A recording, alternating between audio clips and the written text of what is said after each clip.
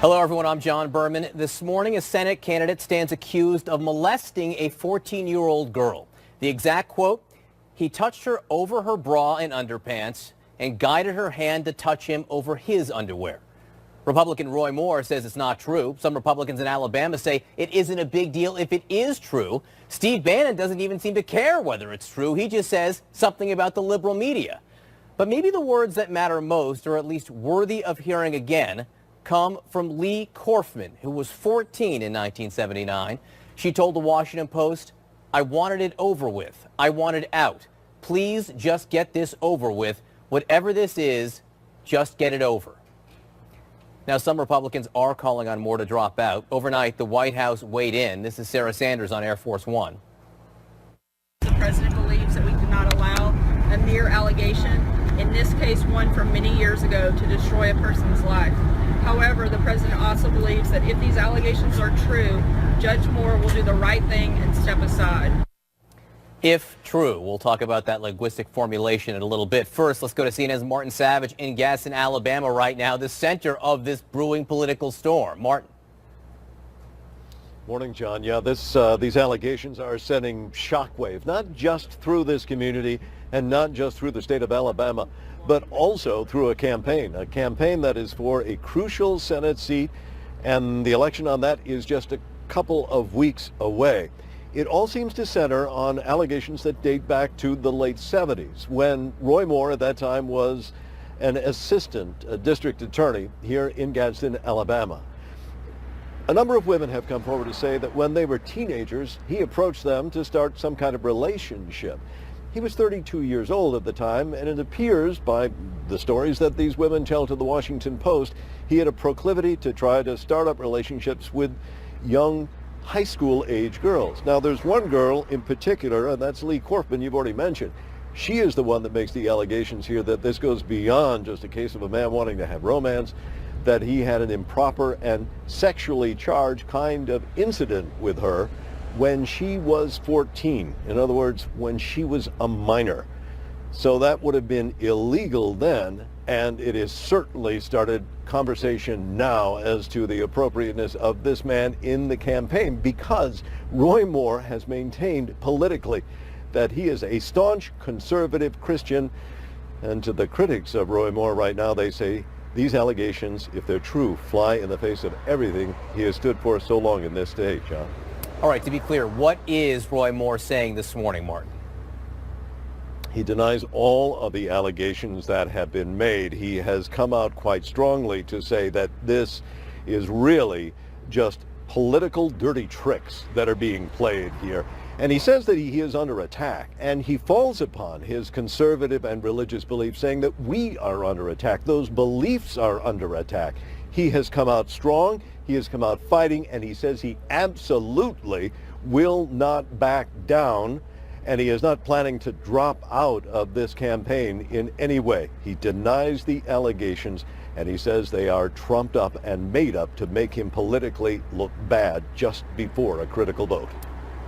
All right, Martin Savage for us in Gaston, Alabama. Martin, thanks so much for your reporting. This morning, Senator John McCain says that Moore should drop out immediately. Most other Republicans say Moore should drop just so out you know, again. Mixed minus all the way. Again, we're hearing Martin there. Martin's gone now. Other Republicans are saying that Moore should drop out if the allegations are true. Again, we'll talk about that language in a second.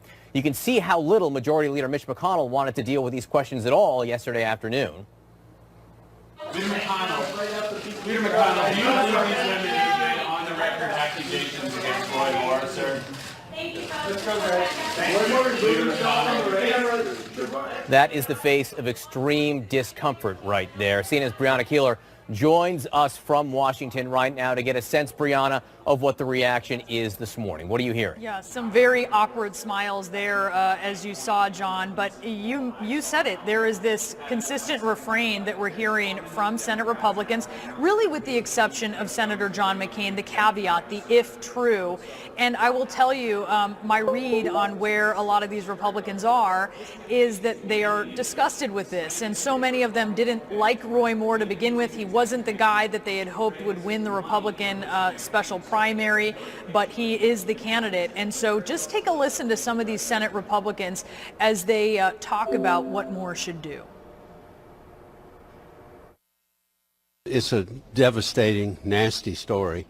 If the revelations, if that's true, I don't believe there'd be any place for him in the U.S. Senate. Allegations, if true, to me, mean he needs to step aside. If they're true, he should step aside. And that's what we're hearing from Senate Majority Leader Mitch McConnell. We've heard something similar from Vice President Mike Pence.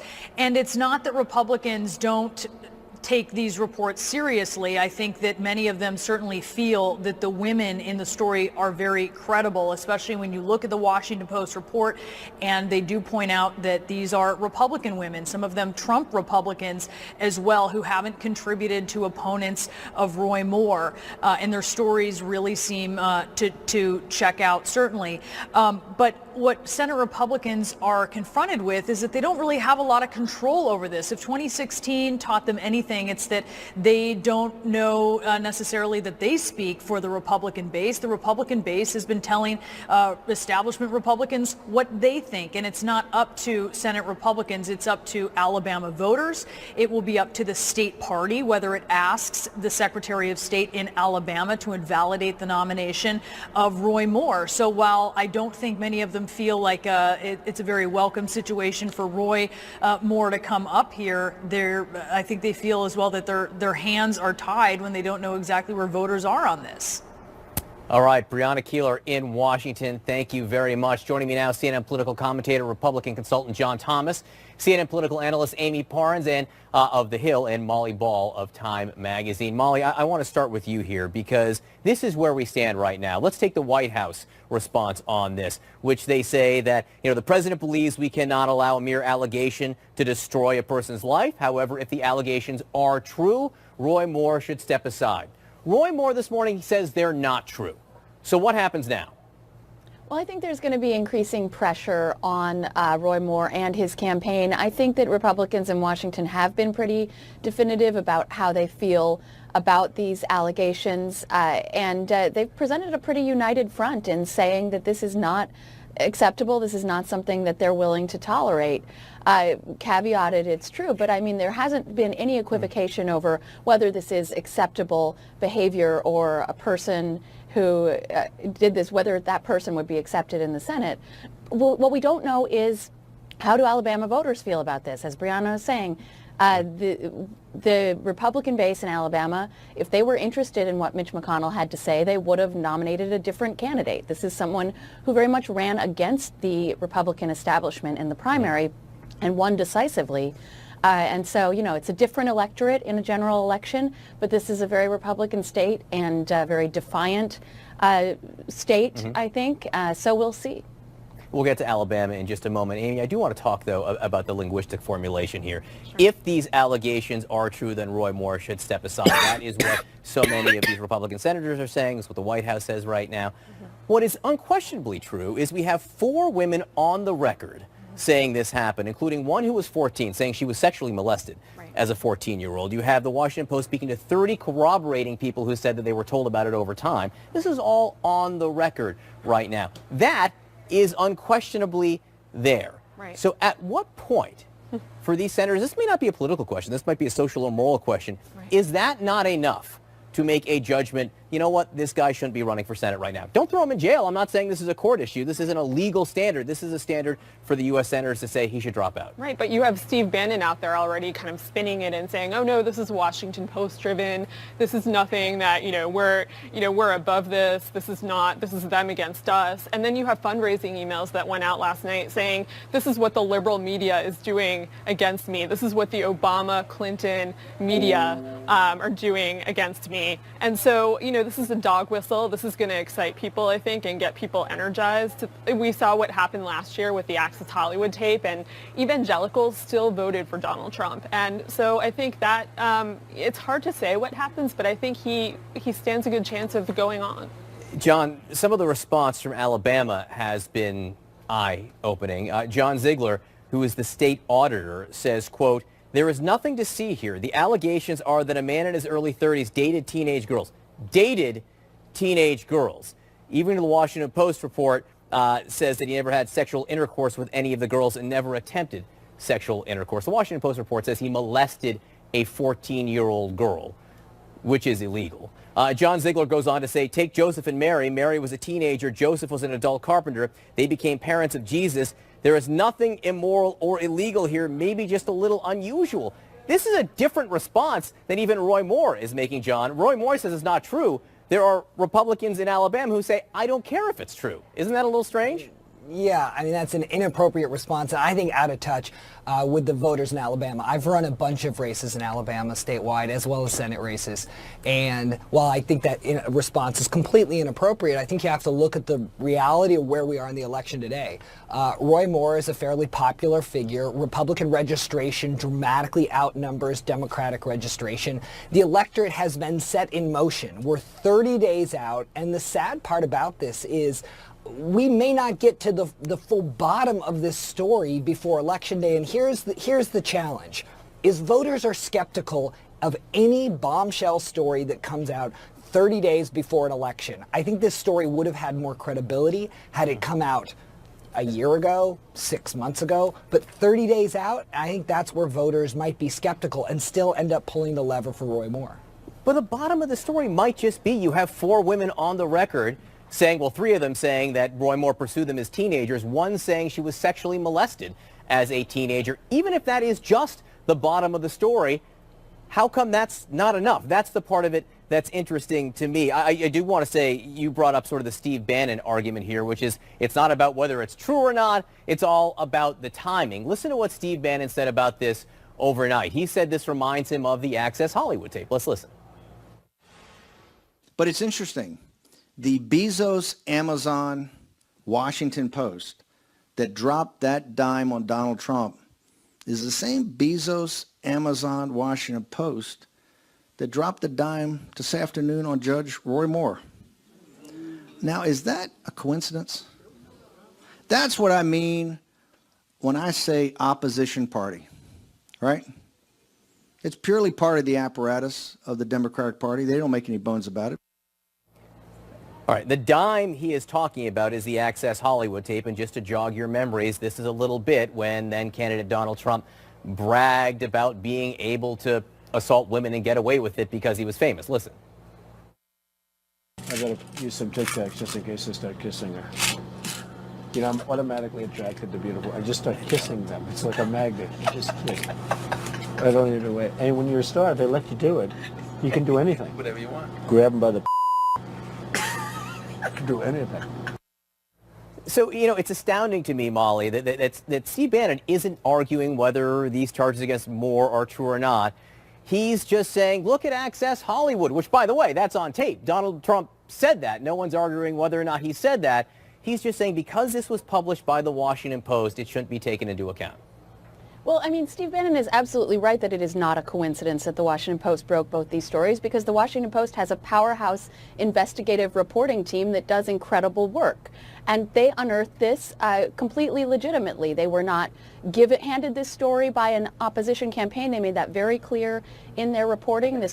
It did come about in the course of political reporting. The reporters were on the ground reporting on the Senate race when this came up, but they really had to work with these women to convince them to come forward. It wasn't something that people were, going out there to smear someone. So, I think that it's a very credible report, and in the face of that, campaigns do this all the time. They try to attack the messenger. They try to discredit the reporting, and they try to trigger people's partisanship and trigger their distrust of the media in order to prevent people from thinking about the truths, the uncomfortable truths that they're faced with. It sometimes works, but it's a desperation tactic in a campaign that is reeling from something really serious. And Amy, this is a crucial seat. I mean, look, what kind of a bind will Republicans be in Washington if this Republican Alabama Senate seat were to flip? Not saying it will, but if it did happen. Oh yeah, well, it gives Democrats a little more power at a time when Republicans are split. They're already divided. They're factions.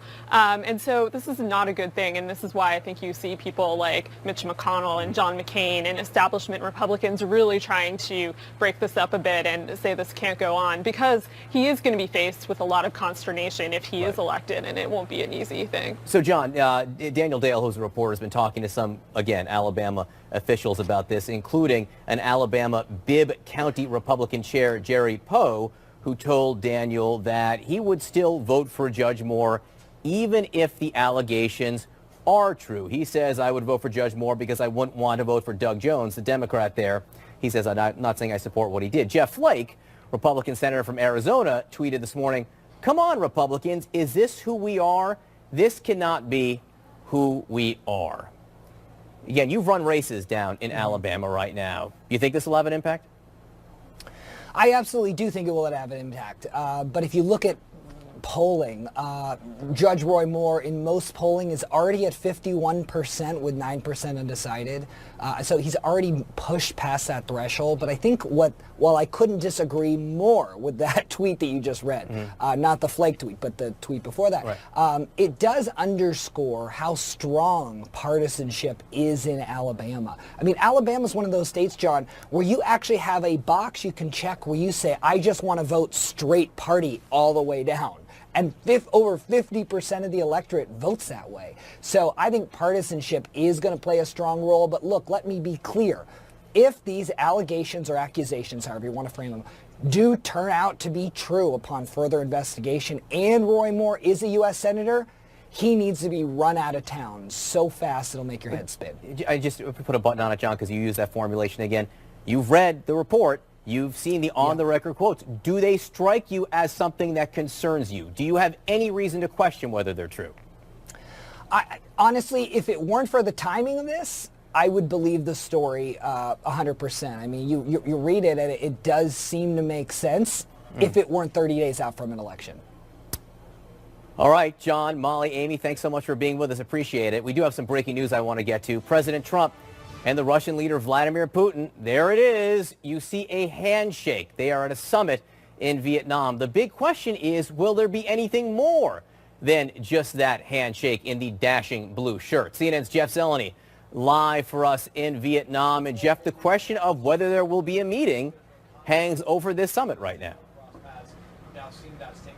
John, good morning. That question does still hang over this summit. Will there be a formal meeting or an informal meeting? We know their paths will cross. In fact, we just saw it right there, that handshake, of course, coming during the family photo. That's known as a photograph that always happens at these summits when leaders from all the different countries come together for a photo. So the handshake was brief, but there has been this unusual back and forth about will there be a meeting or not. The president, in fact, a week ago said that he looks forward to having a one-on-one meeting. Yesterday in Beijing, we asked the Secretary of State, would there be a meeting? He said only if there was something substantive to discuss. So keep your eye on a potential development of something that these two want to announce or discuss in some regard. But this evening is more about sort of just a casual evening here, a gala dinner. But there is still a full day tomorrow at the summit here as well, where they still are expected to, if not have a formal discussion, that apparently is off the table, have some type of informal, casual conversation. Of course, so much to discuss between these two leaders, John. Yeah, a casual discussion can't cover a great deal of ground, though. We'll watch this very carefully. Jeff Zeleny wearing a tie, unlike those world leaders for us in Da Nang. Thanks so much, Jeff. All right. Was the president's incoming national security advisor offered $15 million to essentially kidnap someone? This is a stunning report out this morning that could have major implications for the investigation of the special counsel. We are watching this very, very, very close. The fate of Senator Bob Menendez, Democrat from New Jersey. Why a juror who is now off the case predicts this will end in a mistrial. All right, new this morning, a truly stunning development in the special counsel's investigation. I want you to listen to this closely. There's a report this morning that the special counsel is investigating whether the president's national security advisor, Michael Flynn, or first national security advisor, Michael Flynn, discussed essentially kidnapping someone on U.S. soil in return for $15 million. This story is in the Wall Street Journal this morning. Joining us now, one of the reporters who broke it, senior writer James Grimaldi. James, thanks so much for being with us. This has to do with a meeting that Michael Flynn held in December of 2016, after he had already been tapped to be the national security advisor. It was during the transition, and it involved the matter of this Turkish cleric. Please explain. Well, you'll recall this is also a follow-up for a meeting that occurred in September that we reported about in March, and CNN also exclusively had Jim Woolsey on the air to talk about as well. And the discussion was getting Fethullah Gulen, this cleric who lives in Pennsylvania, who has been blamed by President Erdogan for the failed coup. And Erdogan really has it out for this cleric and wants him back, has tried to get him extradited, tried to do it through the regular process of extradition, has not met that extradition request process through the Justice Department. So discussions were broached by some Turkish officials in September, and then again there was a follow-up meeting in December, mid-December, at the 21 Club in Midtown Manhattan, an exclusive kind of restaurant club that is actually not far from the Trump Tower. And in that meeting there was a discussion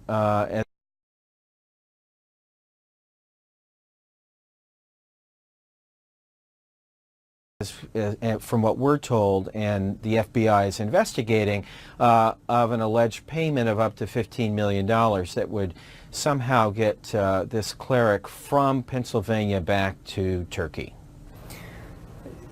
Removing someone from the United States, I mean, there is an extradition process if you want to go down that road. It sounds like they were discussing something much different, just grabbing him and getting him out of the country for money. Again, that just sounds extraordinary. Well, yeah, I don't know. I don't know exactly what happened in the conversation. We're not privy to what the discussions were. Since the extradition process was failing, the suggestion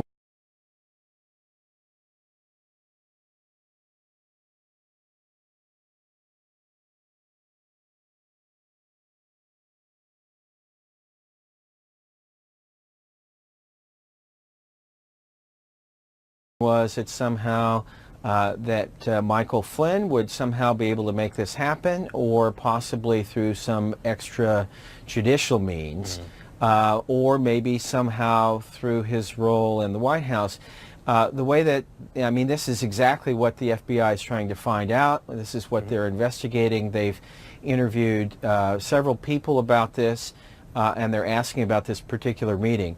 But it is extraordinary that anything like this would happen, a violation potentially and allegedly of a variety of federal laws. No If doubt. he were to use his official capacity, that of course, and accept any payment for that, that would be illegal. If someone were to be removed extrajudicially, that would have other criminal legal implications. And again, this is an alleged plot, and this is what's being investigated by the FBI and Mr. Mueller's office. How intensely right now is it being investigated? Do you have a sense of if this is an avenue that the special counsel is particularly focused on?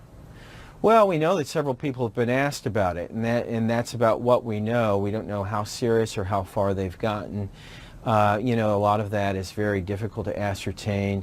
A lot of this reporting is done really sort of from the outside in, not from the inside out, by basically questions they're asking people around them. But the fact that they're asking the question means that they're taking it seriously. I've noticed that another news organization this morning has followed our story and confirmed it and added a couple of details. So, you know, it's out there that this is being investigated. It seems like it's such a serious allegation, you know, it would be hard for them to ignore. And of course, you know, as I pointed out, the Wall Street Journal reported this earlier in March about the September meeting. CNN also reported it, and you know, I believe that probably those reports may have generated some of this interest, and now that that investigation has uncovered additional details and allegations of a potential $15 million payment somehow involving Mike Flynn and his son. And remember, of course, that then President Donald Trump, one of the accusations from James Comey is that the president wanted him to back off the Michael Flynn investigation. That's a whole other element of this. James Grimaldi, thank you so much for being with us. Terrific reporting this morning. Thank you very much. On top of all this, we're getting new details about President Trump and the reported 2013 offer from Russians to send women to his hotel room. The president's longtime confidant testified that Russia did in fact, or some Russians did in fact offer the women, but he turned down that offer for then citizen Trump. CNN's Manu Raju on Capitol Hill with much more precise language on exactly what's going on here. Manu.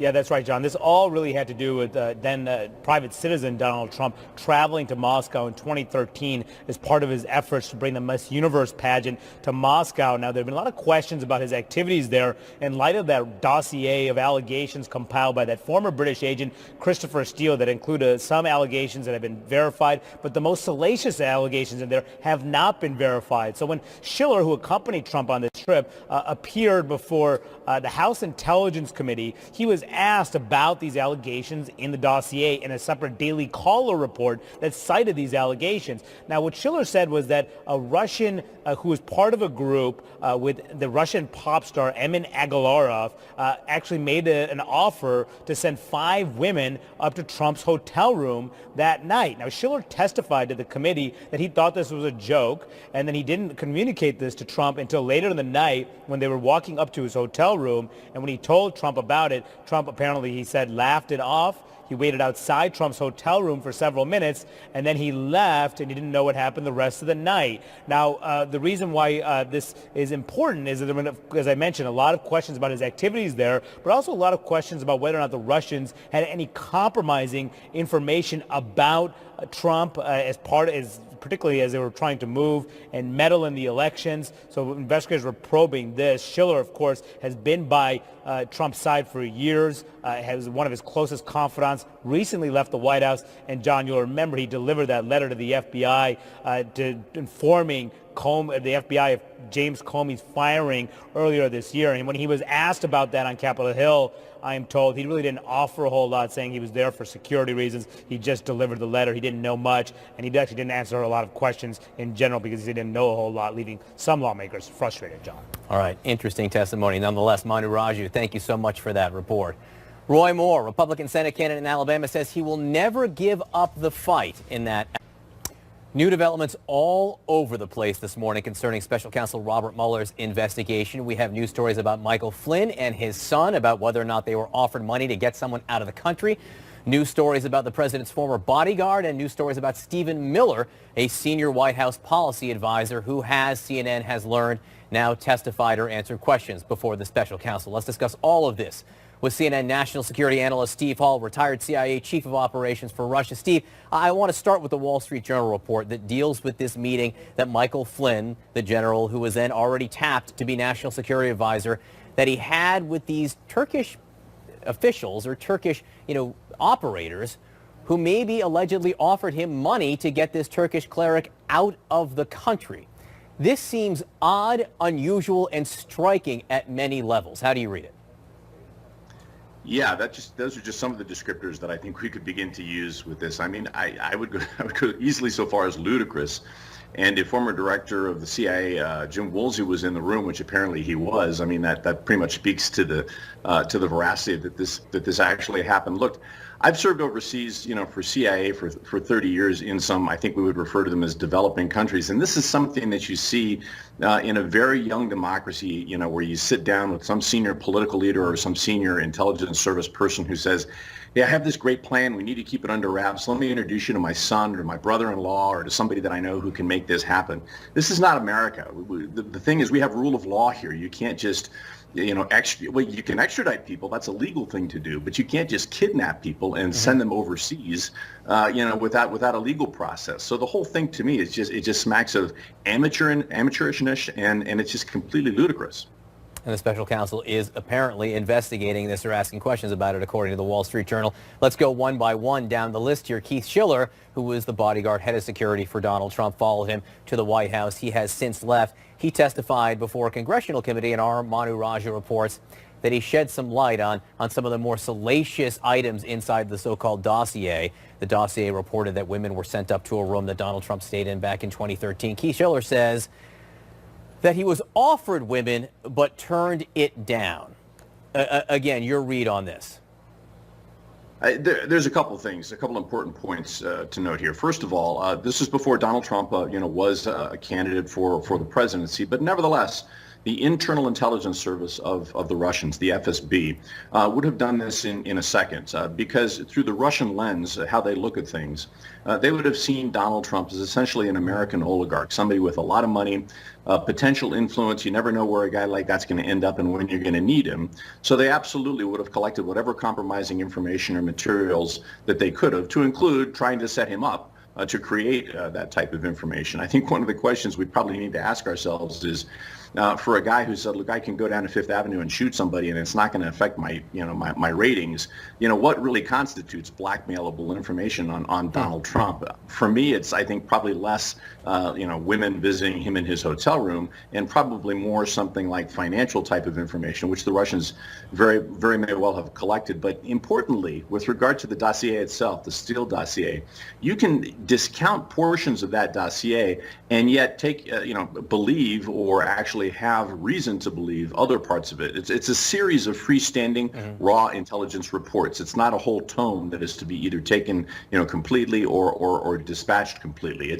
There are pieces of it that actually have turned out to be pretty accurate, and others that have not yet been proven. So we'll just have to see where all that ends up. But it's perfectly consistent for the Russians to do something like what was described by Mr. Schiller. All right, Steve Hall, thanks so much for being with us. Appreciate it.